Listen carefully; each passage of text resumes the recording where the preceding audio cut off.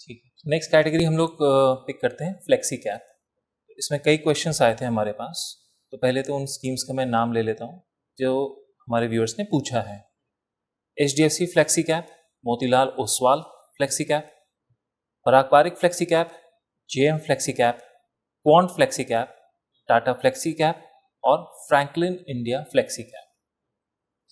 अब जो हमारे डेटा एनालिसिस के हिसाब से अगर हम लोग को टॉप 3 स्कीम्स पिक करनी हो विदाउट एनी की रैंकिंग की कौन सी 1 है या 2 है 3 है, तो वो HDFC फ्लेक्सी कैप, पारंपरिक फ्लेक्सी कैप जो हमारे 2 व्यूअर्स ने पूछा ही है, और थर्ड रहेगी HSBC फ्लेक्सी कैप। अब ये क्यों स्कोर कर रही हैं?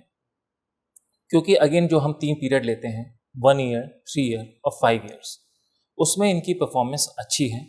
इवन अगर हम उनकी रीसेंट परफॉर्मेंस भी देखते हैं 3 मंथ्स 6 मंथ्स, तो वो स्टेडीली होल्ड कर रही हैं। अब जो हम लोग बेंचमार्क के अगेंस्ट इनको कंपेयर करते हैं, तो सबसे जो नीचे बेंचमार्क हम लोग लेते हैं वो है निफ्टी 500। तो अगर उसमें देखें तो ये जो तीनों स्कीम्स हैं, इन्होंने निफ्टी 500 को बीट किया है तीनों पीरियड में 1 ईयर, 3 ईयर और 5 ईयर में बीट किया है। ठीक है। इसके ऊपर के जो बेंचमार्क हैं, तो किसी ने बीट किया है, किसी ने बीट नहीं किया है। For example HDFC flexi cap ने Nifty large and mid cap 250 को 1 ईयर, 3 ईयर और 5 ईयर में बीट किया है। पारंपरिक फ्लेक्सी कैप और HSBC फ्लेक्सी कैप ने नहीं किया है, किसी ने 1 पीरियड में किया है, किसी ने 2 पीरियड में किया है।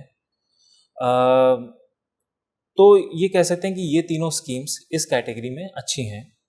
अगर 2 और स्कीम्स का नाम लें जो कि हमारे व्यूअर्स ने पूछा है, मोतीलाल ओसवाल और फ्रैंकलिन इंडिया, तो वो भी डिसेंट स्कीम्स हैं। अगर कोई इसमें इन्वेस्टेड है तो यस, अगर वो चाहे तो कंटिन्यू उसमें कर ले।